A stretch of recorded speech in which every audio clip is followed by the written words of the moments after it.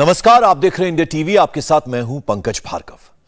प्रधानमंत्री इस बार दिवाली में बाबा केदारनाथ के दर्शन करने जा सकते हैं। प्रधानमंत्री का कार्यक्रम करीब करीब तय हो गया है। अब मोदी के विरोधी कहेंगे कि महाकाल लोक के बाद प्रधानमंत्री बाबा केदारनाथ के दर पर क्यों जा रहे हैं। इसे हिंदू वोट बैंक से जोड़ा जाएगा। लेकिन नरेंद्र मोदी की सोच किसी वोट बैंक से बहुत आगे की है। क्या आप जानते हैं, नरेंद्र मोदी जब महाकाल से आशीर्वाद ले रहे थे, महाकाल लोक में पूजा अर्चना कर रहे थे, उस वक्त नरेंद्र मोदी के विरोधी मोबाइल पर क्या टाइप कर रहे थे। इस रिपोर्ट में हम आपको बताएंगे, मोदी जब मंदिर जाते हैं तो उनके सियासी दुश्मन कैलेंडर क्यों पलटने लगते हैं।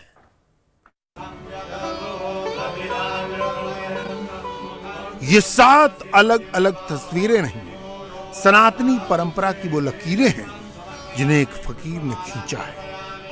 पश्चिम में उज्जैन का महाकाल लोक और सोमनाथ मंदिर कॉम्प्लेक्स, उत्तर में काशी विश्वनाथ कॉरिडोर और अयोध्या में राम मंदिर का निर्माण, उत्तर पश्चिम में केदारनाथ मंदिर का रेनोवेशन, 4 धाम प्रोजेक्ट और कश्मीर में मंदिरों का पुनर्निर्माण। ये सारे आस्था के अलग अलग केंद्र हैं, लेकिन इन सबको फिर से खड़ा करने वाले, इन्हें भव्य और विशाल बनाने वाले प्रधानमंत्री मोदी हैं।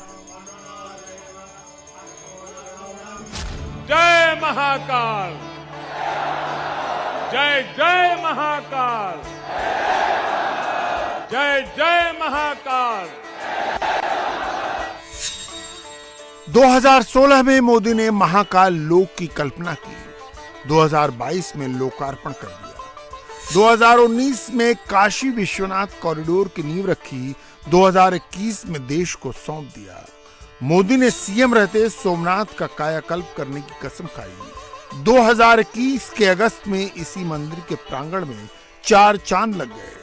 सदियों से अटके पड़े राम मंदिर का रास्ता साफ हुआ तो मोदी ने ही भूमि पूजन किया, शिलान्यास किया। केदारनाथ में आपदा आई तो बाबा केदार को भव्य रूप देने के लिए मोदी ने ही दिन रात एक किया। घाटी से धारा 370 हटी तो 31 साल बाद शीतलनाथ मंदिर के द्वार खुले। यानी रेनोवेशन से प्रोजेक्ट के कंप्लीशन तक सबका जिम्मा मोदी ने उठाया, सबका लोकार्पण मोदी ने किया। मोदी के ड्रीम प्रोजेक्ट में से एक महाकाल लोक उसी का हिस्सा है।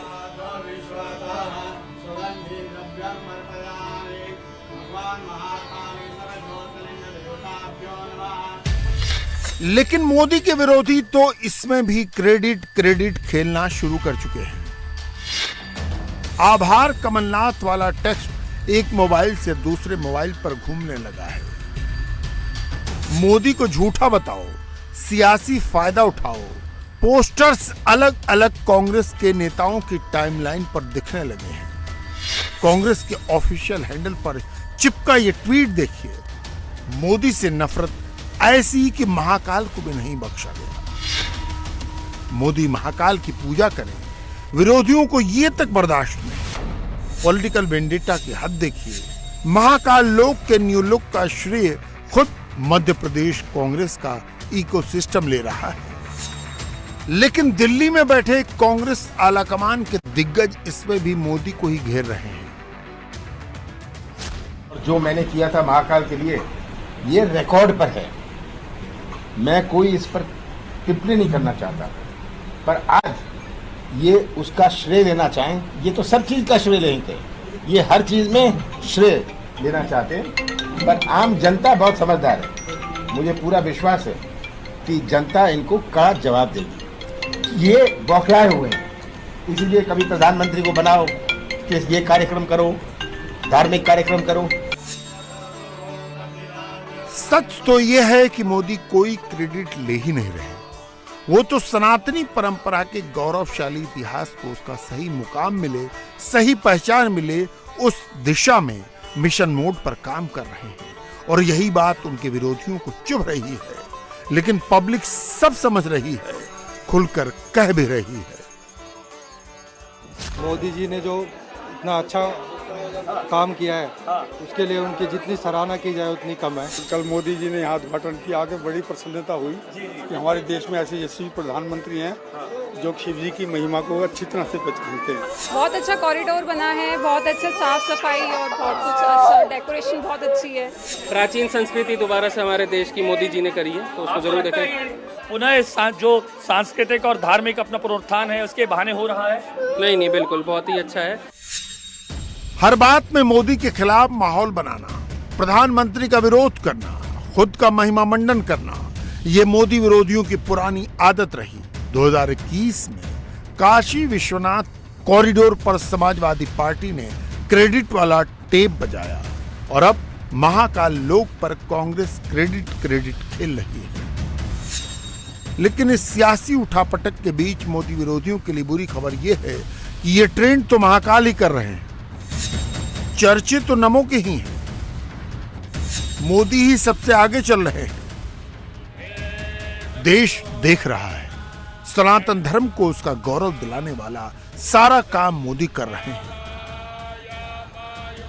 जबकि विरोधी अभी भी वो तो मेरा आइडिया था, ये मेरा आइडिया था सियासी प्रयोग कर रहे हैं, क्रेडिट ले रहे हैं। लेकिन क्रेडिट लेने की यह नौबत आई न होती अगर वही काम पहले हुआ होता जो मोदी को आज करना पड़ रहा है।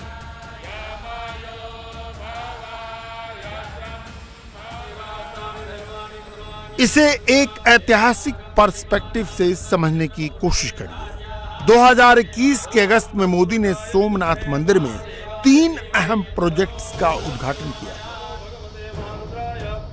सीएम रहते हुए मोदी ने पूरा जोर लगाया, लेकिन मोदी से पहले सोमनाथ के लिए किसने क्या किया? सनातनी परंपरा को दुनिया के मैप पर एस्टैब्लिश करने के लिए किसने क्या किया था?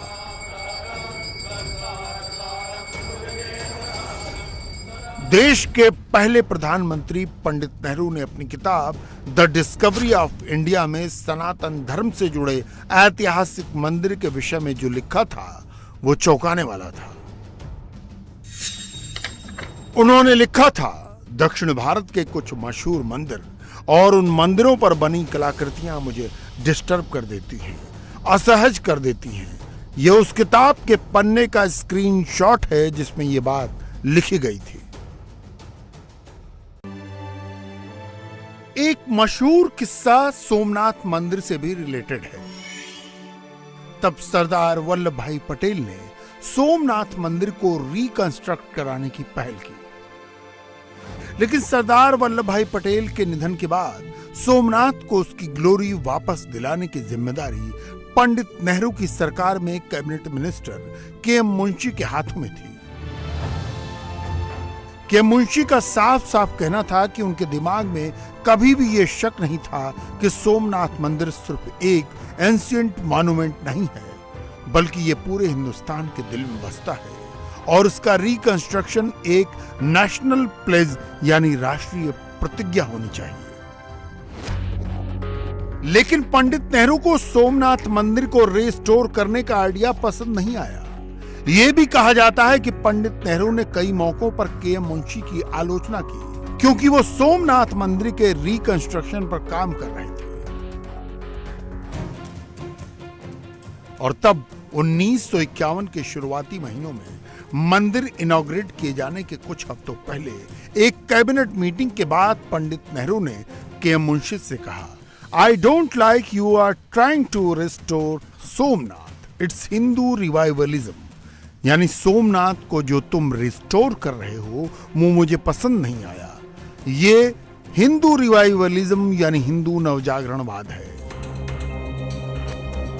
यानी एक वो दौर था जब हिंदू रिवाइवलिज्म के नाम पर भारत की सनातन परंपरा को दबाने की कोशिश की गई, और एक ये दौर है जब मोदी सही मायनों में सनातनी परंपरा को देश और दुनिया के कोने कोने में पहुंचा रहे हैं, उसे पुनर्जीवित कर रहे हैं। मोदी ने कैसे संभव किया, इसे कुछ तस्वीरों से भी समझिए। पहले के काशी विश्वनाथ धाम और आज के काशी विश्वनाथ धाम में जमीन आसमान का फर्क है। 2013 में आई आपदा के बाद केदारनाथ धाम ऐसा दिखता था, लेकिन रेनोवेशन के बाद मोदी ने बाबा केदार का कायाकल्प कर दिया। जिस अयोध्या में प्रभु राम सालों साल तक एक तंबू में कैद रहे, उसी अयोध्या में अब भव्य राम मंदिर तेजी से बन रहा है। आज अयोध्या में भव्य राम मंदिर का निर्माण पूरी गति से हो रहा है। काशी में विश्वनाथ धाम भारत की सांस्कृतिक राजनीति का गौरव, राजधानी का गौरव बढ़ा रहा है। सोमनाथ में विकास के कार्य नए कीर्तिमान स्थापित कर रहे हैं। उत्तराखंड में बाबा केदार के आशीर्वाद से केदारनाथ, बद्रीनाथ तीर्थ क्षेत्र में विकास के नए अध्याय लिखे जा रहे हैं। आजादी के बाद पहली बार 4 धाम प्रोजेक्ट के जरिए हमारे चारों धाम ऑल वेदर रोड से जुड़ने जा रहे हैं। किसी राष्ट्र का सांस्कृतिक वैभव इतना विशाल तभी होता है जब उसकी सफलता का परचम विश्व पटल पर लहरा रहा होता है। और सफलता के शिखर तक पहुंचने के लिए भी ये जरूरी है कि राष्ट्र अपने सांस्कृतिक उत्कर्ष को छुए, अपनी पहचान के साथ गौरव से सर उठा करके खड़ा हो जाए। श्रीनगर के रघुनाथ टेम्पल का भी कायाकल्प होने वाला है। ऐसे एक नहीं अनेकों प्रोजेक्ट हैं। सोचिए, सनातनी परंपरा से जुड़े ऐसे चिन्ह, ऐसी कलाकृतियां, ऐसे मंदिर जो किसी जमाने में पूर्व के प्रधानमंत्री को डिस्टर्ब कर देती थीं, असहज कर देती थीं। मोदी सहज भाव से, पूरी निष्ठा से उन सब का कायाकल्प करने के लिए प्रतिबद्ध हैं। हर हर महादेव, जय श्री महाकाल, जय श्री महाकाल महाराज की जय। महाकाल महाप्रभु, महाकाल महादेव, महाकाल महारुद्र, महाकाल नमस्तुते। प्रधानमंत्री नरेंद्र मोदी ने महाकाल लोक के लोकार्पण के बाद कालों के काल महाकाल के लिए यही पंक्तियां पढ़ी, लेकिन उससे पहले महाकाल के दर्शन के लिए, महाकाल की पूजा अर्चना के लिए जो प्रधानमंत्री नरेंद्र मोदी हैं, वो इसी मंदिर में महाकाल के दर्शन के लिए आए। तस्वीरें एक्सक्लूसिवली इंडिया टीवी पर आप देख रहे हैं। ये महाकाल है, कालों के काल महाकाल, आदि अनंत के महाकाल। यहाँ पर महाकाल लोकार्पण के उद्घाटन से पहले प्रधानमंत्री नरेंद्र मोदी जो सामने आप कालों के काल, अनादि से अनंत तक के राजा महाराजाधिराज महाकाल को आप देख रहे हैं, उनके पास पारंपरिक धोती और गमछा पहनकर तकरीबन 6:30 बजे प्रधानमंत्री नरेंद्र मोदी यहाँ पर पहुंचे। एक विद्वान प्रधानमंत्री है हमारे यहाँ के, हमारे साथ उन्होंने मंत्री भी बोले। मंत्री भी बोले और हमको पूजन कराने से उसी को आनंद आते जो अपने मन से पूजन करते हैं। वो सब मालूम है उनको, सब मालूम है, सब बोलते चले जाएंगे। काशी बनारस में सुन लो आप तो वहाँ की गाथा गाएंगे, यहाँ क्या है तो यहाँ की गाथा गाए ना। किसी को इनको कोई बताने की जरूरत नहीं है। बड़ा नहीं, बहुत बड़ा काम करा। वही अपने लिए, उसके लिए कोई शब्द नहीं बोलने के लिए। इतना अच्छी सुविधा भक्तों को मिल गई है वहाँ पर। मोदी के विरोधी जिस वक्त महाकाल लोक के बहाने क्रेडिट वाला टेक्स्ट फिट करके मोदी पर निशाना साध रहे हैं, उस वक्त सिर्फ मोदी ही नहीं, सारे सनातनी एक साथ मिशन मोड पर डटे हुए हैं। योगी हों, पुष्कर धामी हों, एकनाथ शिंदे हों, देवेंद्र फडणवीस हों, सनातन धर्म की गौरव गाथा की ध्वजा हर कोई लहरा रहा है। योगी आदित्यनाथ इसके सबसे बड़े ध्वजवाहकों में से एक है। योगी प्रभु श्री राम की नगरी अयोध्या पहुंचते हैं तो स्वामी रामानुजाचार्य जी की प्रतिमा, स्टैच्यू ऑफ डिग्निटी यानी मर्यादा मूर्ति का अनावरण भी करते हैं और सनातन क्या है इसका मतलब भी समझाते हैं, डिटेल में पूरी व्याख्या भी करते हैं। आक्रांताओं से त्रस्त इस धरती को एक नया जीवन प्रदान करने के लिए उस समय जो दृष्टि दी थी, वह भारत की दर्शन की विशिष्टता, द्वैत की वह परंपरा के साथ आगे जुड़ता है, जिसने भारत को एक नई राह दिखाई। यही भारत की परंपरा है, भारत की पूज्य संतों की परंपरा है, जिसने हमें प्रेरणा दी कि जाति पाति पूछे नहीं कोई, हरि को भजे सो हरि का होई। यही तो भारत की परंपरा है। जब हम इस मार्ग से हटे तो हमें विदेशी आक्रांताओं की उस क्रूरता को भी देखने के लिए मजबूर होना पड़ा। हम सनातन हिंदू धर्म को मजबूत करके न केवल भारत को एक भारत श्रेष्ठ भारत बनाने में सफल होंगे, बल्कि विश्व के कल्याण का मार्ग भी प्रशस्त करने में सफल होंगे। अलग अलग कालखंड में भारत की वैदिक परंपरा, सनातनी परंपरा से जुड़े मंदिरों पर आक्रांताओं ने हमले किए। सालों साल तक वो वैसे के वैसे रहे, लेकिन न्यू इंडिया में सनातन का वैभव वापस लाने की प्रतिज्ञा मोदी ने की। ध्वजवाहक योगी जैसे सनातनी बने। महाकाल मंदिर आज जैसा दिखता है वैसा पहले नहीं था। 11वीं सदी में गजनी के सेनापति और 13वीं सदी में दिल्ली के शासक इल्तुतमिश ने मंदिर ध्वस्त किया। इसके बाद कई बार हिंदू राजाओं ने द्वापर युग से पहले के इस मंदिर का निर्माण कराया। लेकिन महाकाल का जो रूप अब सामने आया है, वो जैसा आज दिख रहा है वैसा पहले कभी नहीं दिखा। विरोधी मोदी को कोस कर सियासत तो कर सकते हैं, लेकिन सनातन धर्म की इस पहचान को फिर से खड़ा करने के बाद जैसी बातें लोग कह रहे हैं, विरोधी इन लोगों को कैसे रोक सकते हैं? भारतीय सभ्यता का अगर नमूना देखना है तो आप यहाँ आ जाएं, और क्या बोलते हैं कि आपको यहाँ सारी मूर्तियाँ मिलेंगी। पूरी पुरानी जो संस्कृति है हमारी है, उनको पुनर्जीवित कर दिया गया है। बस मैं यही कहूँगा कि यहाँ आके मन गदगद हो गया है। काल भैरव की प्रतिमा देखिए, उसके अलावा महाकाल के कई रूप देखे हैं। अच्छा, महाकाल लोक में जो महादेव के जो रूप थे, कई रूपों से परिचित हुए हैं। अब तक जो कहानियों में सुनते थे वो देखने को भी मिला। बिल्कुल सर, जो कहानियों में सुनते थे उससे भी काफी ज्यादा जिनके बारे में सुना भी नहीं था, उनको भी देखने को मिला। हम लोग सुन के आए थे, बस कल मोदी जी ने उद्घाटन किया, हम बोले हम भी देखते हैं। अच्छा। बस अभी दोपहर में ही उतरे हैं ट्रेन से। हाँ। तो बस देखने आ गए यहाँ तुरंत हम लोग। तुरंत आ गए जी। क्या लगा, कैसा एहसास? बहुत अच्छा लगा, भव्य बना है। हाँ। और बहुत अच्छी अच्छी मूर्तियाँ भी, बहुत शानदार मूर्तियाँ बनी है। सर ये स्वर्ग है एक तरह से, इसके मतलब महाकाल लोक नहीं, स्वर्ग लोक का अगर दूसरा स्वरूप माना जाए तो महाकाल लोक ही है। माता जी हाँ जी देखा, हाँ देखा, सब अच्छा लगा, हमारा को बहुत बढ़िया लगा। हाँ। भारत की सनातन परंपरा सिर्फ धार्मिक स्थलों से जुड़ी नहीं है। सनातन संस्कृति तो भारत के लोगों की जीवन शैली है। इस जीवन शैली को भी अंग्रेजों ने जाति पात में बांटने की कोशिश की, और आज भी देश उससे बाहर नहीं निकल पाया। लेकिन अब उस दिशा में काम शुरू हो चुका है। मोदी जब मोढेरा में लोगों के बीच जाते हैं तो जाति पात की बात नहीं करते, काम गिनाते हैं।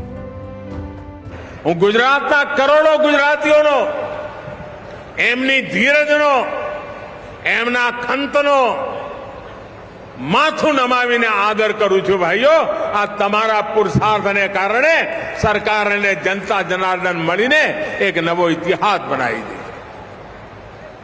અને આ બધું આપના અપાર વિશ્વાસને કારણે શક્ય બન્યું છે। ક્યારેય આપે મારી જાત નથી જોઈ, ક્યારેય આપે મારા રાજનીતિક જીવનને જોયું નથી। આપે આંખ બંધ કરીને મને આશીર્વાદ આપ્યા છે, પૂરી મમતાથી પ્રેમથી આપ્યા છે, અને તમારો માપદંડ એક જ હતો કે મારા કામને તમે જોયું અને મારા કામને તમે મોહર મારતા રહ્યા છો, અને મને જ નહીં મારા બધા સાથીઓને તમે આશીર્વાદ આપતા રહ્યા છો। और गुजरात के एक शहर में बड़ा विवाद हो गया, तनाव बढ़ता गया। चुनाव से पहले मंदिर मजार का विवाद, मंदिर के ठीक बगल में मंदिर की दीवार से बिल्कुल सटाकर मजार बना दी गई। क्या एक बड़ा ही खतरनाक प्रयोग हुआ, क्योंकि यह तस्वीर गुजरात के हर शहर में पहुंचा दी गई। हमारे सीनियर एडिटर पवन नारा उस जगह पर पहुंचे और वहां से वो सही रिपोर्ट आपको दे रहे हैं। मंदिर मजार के नाम पर जो बातें फैलाई जा रही हैं उनमें कितनी सच्चाई है, जरा उसको समझते हैं।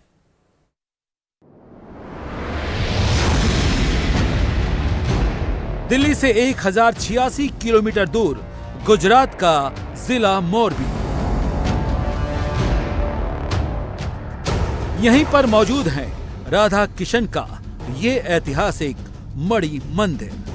100 साल पुराना ये भव्य मंदिर गुजरात और मोरबी की बहुत बड़ी धरोहर है। लेकिन ये आलीशान मंदिर आज बड़ी चर्चा में है क्योंकि इसके शान में गुस्ताखी हुई है। इल्जाम लगा है मणि मंदिर से बिल्कुल सटी दरगाह गौसे आजम दस्तगीर पर। इल्जाम है कि मणि मंदिर में गौसे आजम दस्तगीर दरगाह की तरफ से बड़ा एनक्रोचमेंट किया गया है। यह दरगाह पहले तो अवैध रूप से बनाई गई और अब इसका दायरा बढ़ाकर मंदिर की चारदीवारी के भीतर कर दिया गया। मोरबी के राजा वाघजी ठाकुर ने इस मणि मंदिर को बनवाया था, जिसे बाद में सरकार ने अपने संरक्षण में ले लिया। लेकिन गुजरात के भूकंप के बाद इसकी देखरेख और मेंटेनेंस का जिम्मा एक बार फिर राज परिवार को दे दिया, जो इस वक्त मुंबई में रहता है। और ये मणि मंदिर रेनोवेशन के बाद या कहें कि 2000 के भूकंप के बाद ये इस स्थिति में आज के दिन मौजूद है। यहाँ पर बोर्ड लगाया गया है जिसमें कहा गया है कि राजमाता साहेब की तरफ से ये आदेश है कि इसमें कोई नहीं जा सकता, किसी की एंट्री बैन है। यहाँ ताला लगाया गया है, गार्ड है। और अभी इसी बंद मंदिर की जमीन पर मजार के नाम पर जमीन कब्जाने के आरोप लगे हैं। पहली नजर में अगर आप देखेंगे तो आपको नजर आएगा कि मोरबी के मंदिर की इस मीनार के ठीक बगल में ये मजार है। पहले दूर होती थी लेकिन अब ये मजार बढ़ती चली गई। और अब यहां से अगर आप देखेंगे तो आपको अंदाजा होगा कि ये मीनार या कहें कि मजार की जो दीवार है वो इस पिलर के अंदर तक जा रही है। मुद्दा बहुत सेंसिटिव है, बात हिंदू मुसलमान की है, लिहाजा इस खबर को बड़ी ही सावधानी से देखना और समझना जरूरी है। इसलिए हमारे सीनियर एडिटर पवन नारा खुद दरगाह और मंदिर विवाद की हकीकत को देखने के लिए मजार पर पहुंचे। बंद पड़े इस मणि मंदिर के दूसरे द्वार पर हम मौजूद हैं और यहां आकर आपको लैंड ग्रैब की सही तस्वीर स्पष्ट दिखाई देगी। ये द्वार का गेट है जो यहां तक आता है और जैसे ही मेरे कैमरामैन थोड़ा सा लेफ्ट करेंगे तो यहां मजार की दीवार आपको यहां मंदिर की दीवार के अंदर तक जाती दिखाई देगी। यानी अगर ये मंदिर की सीमा है जहां तक ये पिलर है तो आप समझिए यहां से आगे ये जमीन सीधे तौर पर मंदिर के दायरे में घुस रही है। फिलहाल जो पूरा इलाका है जो कॉर्डन किया गया है उसकी बाकायदा फेंसिंग की गई है। अगर आप देखेंगे तो यहां तक फेंसिंग है और ये बिल्डिंग की आउटर लिमिट है या कहें कि मंदिर की आउटर लिमिट है और ये पूरा इलाका मजार के कब्जे में है। दावा यह है कि मजार पहले थी, लेकिन हकीकत यह है कि जो पहले मजार थी वो इस मंदिर की दीवार से लगभग 20 फीट दूर थी। लेकिन अब मंदिर ने पिलर के जरिए दायरा बढ़ाया है और अब मंदिर की दीवार तक मजार पहुंच गई है, जिसके बाद पूरा ये विवाद शुरू हुआ और अब land and building department Gujarat की तरफ से ये FIR दर्ज की गई। नया कंस्ट्रक्शन क्या है और पुराना क्या है समझना मुश्किल नहीं है। फिलहाल विवाद बढ़ने के बाद FIR दर्ज कर ली गई है।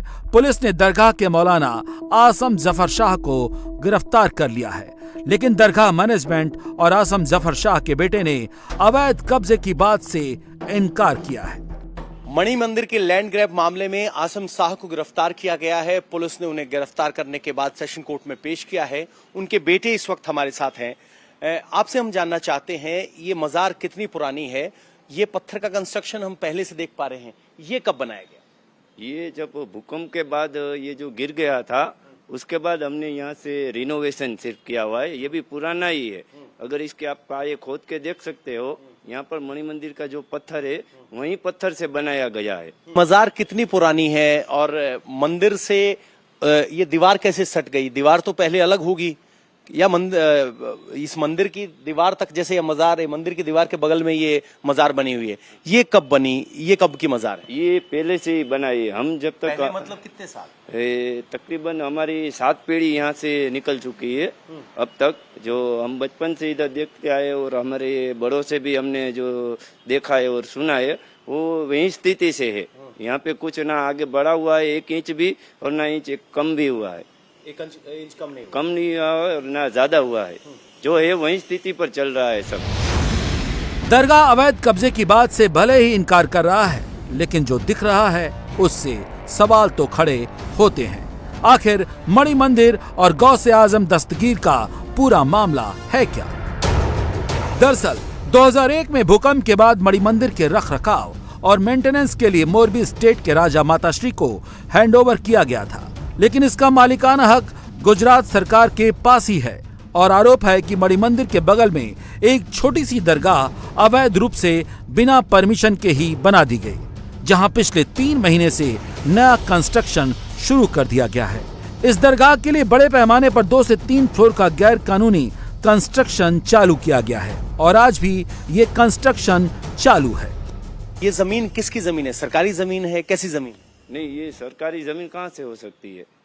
जमीन के कागज हैं आपके पास? नहीं, ये जमीन के कागजात तो फिलहाल मेरे पास ये जो होनारत आया हुआ था 1979 में, तो वो जड़ होनारत में सब चला गया था। होनारत मतलब भूकंप आया? नहीं, ये मच्छू जड़ होनारत मोरबी में आया हुआ था 1979 में।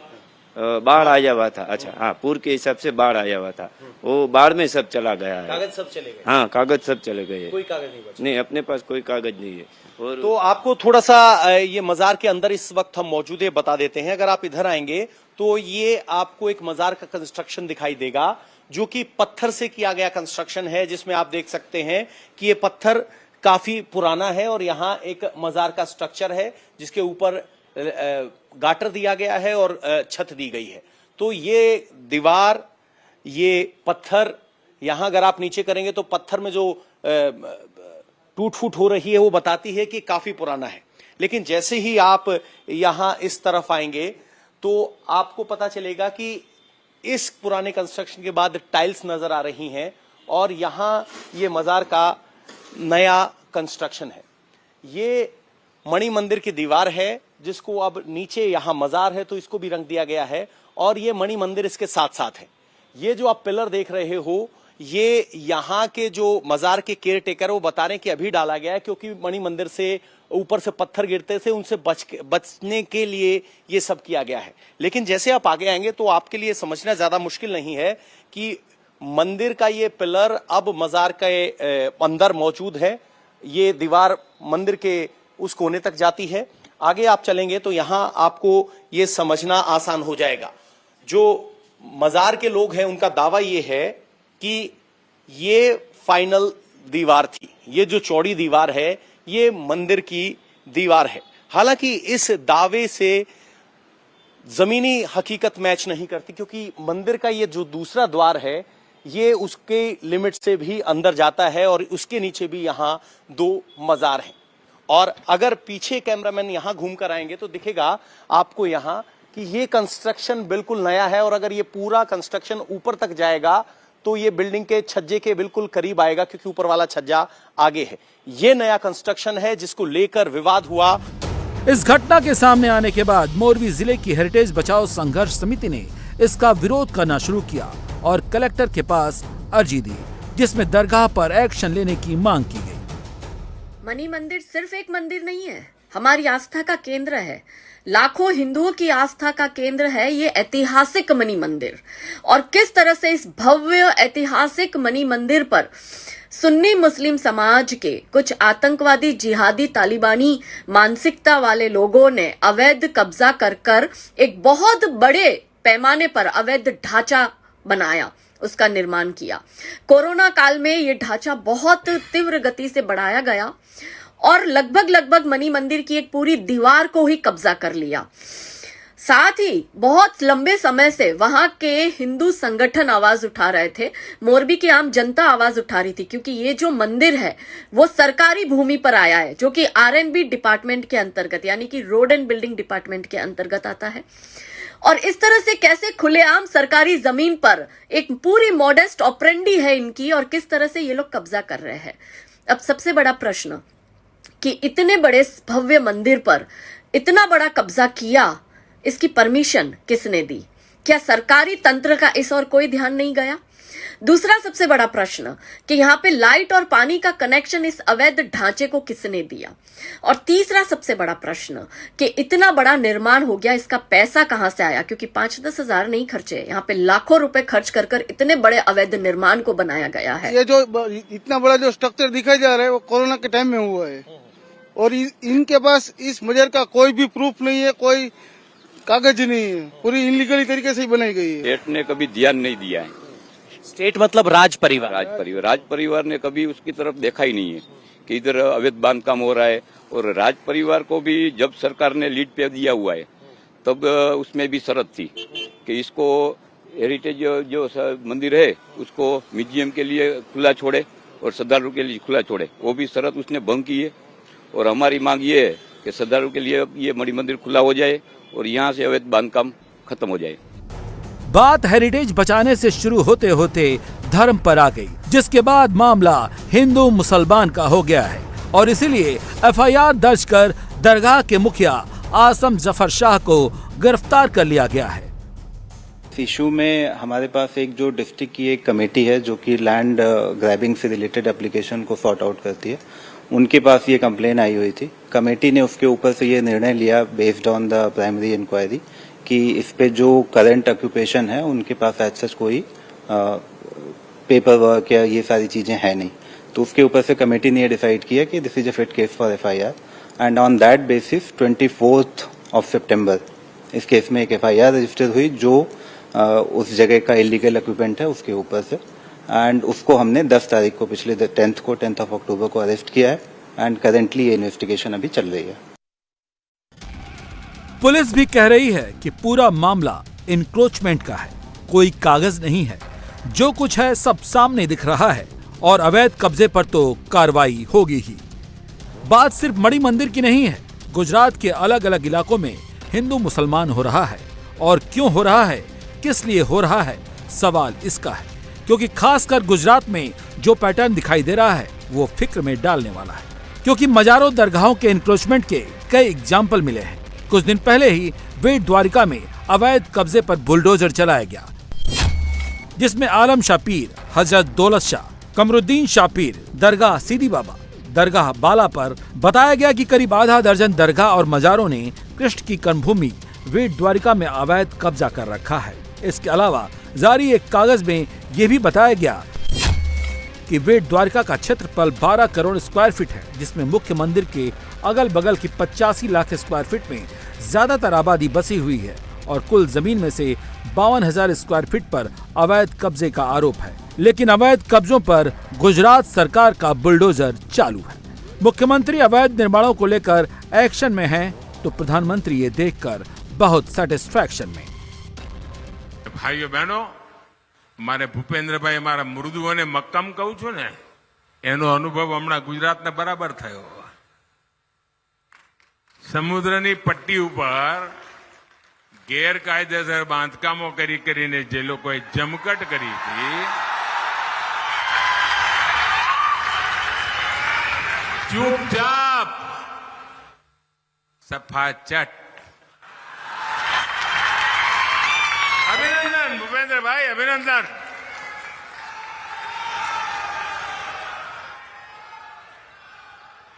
અને મજા જુઓ, જ્યારે મક્કમ મનનો માનવી લીડરશીપ લેતો હોય ને ત્યારે નીચે સુધી ખબર પહોંચી જતી હોય છે, એટલે બધાએ કોઈ પણ વિરોધ વગર પોટલું બાંધીને બધાએ કહ્યું કશો વાંધો નહીં ભાઈ, તમારું જે લઈ લો।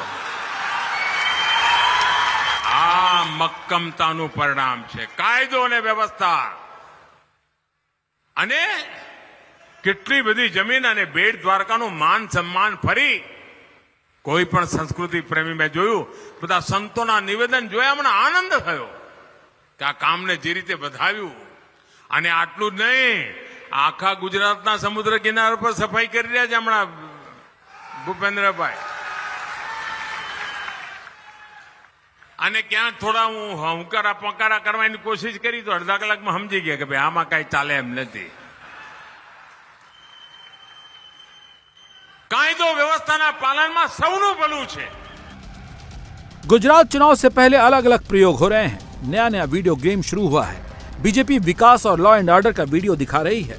कांग्रेस अभी वीडियो तलाश रही है, लेकिन आम आदमी पार्टी अभी से कई वीडियो दिखाने लगी है जिसमें मोदी हैं और तुष्टीकरण वाली सियासत है. आप नीच किस्म के आदमी मुख्य वड़ा प्रधान नरेंद्र मोदी, मैं इस बात की पुष्टि नहीं करता हूँ, लेकिन आज यहाँ पे चुनाव चल रहा है. आम आदमी पार्टी के प्रदेश अध्यक्ष गोपाल इटालिया का ये बयान अभी हॉट टॉपिक बना हुआ था. इसी बीच इटालिया का एक और वीडियो सामने आ गया, जिसे सुनने के बाद आप समझ सकते हैं कि गुजरात चुनाव किस लाइन पर जा रहा है. તમારી માતા બહેનોને પણ રિક્વેસ્ટ કરવી જોઈએ કે હે મારી માવડીઓ, હે મારી બહેનો, હે મારી દીકરીઓ, કથાઓમાં કે મંદિરોમાં તમારું કંઈ વળવાનું છે નહીં. એ શોષણના ઘર છે. જો તમારે તમારો અધિકાર જોતો હોય, આ દેશ ઉપર તમારે શાસન કરવું હોય, સમાન દરજ્જો જોતો હોય, તો કથાઓમાં જે નાચવાના બદલે મારી બહેનો, મારી માવડીઓ આ વાંચો. ये वीडियो बीजेपी आईटी सेल के अध्यक्ष अमित वाल्मी ने जारी किया है. कुछ दिन पहले ही दिल्ली में केजरीवाल के मंत्री राजेंद्र गौतम भी हिंदू देवी देवताओं की पूजा नहीं करने की शपथ दिलाते दिखे थे. बीजेपी ने इसका जमकर विरोध किया. नतीजा ये हुआ कि केजरीवाल के इस मंत्री को इस्तीफा देना पड़ा.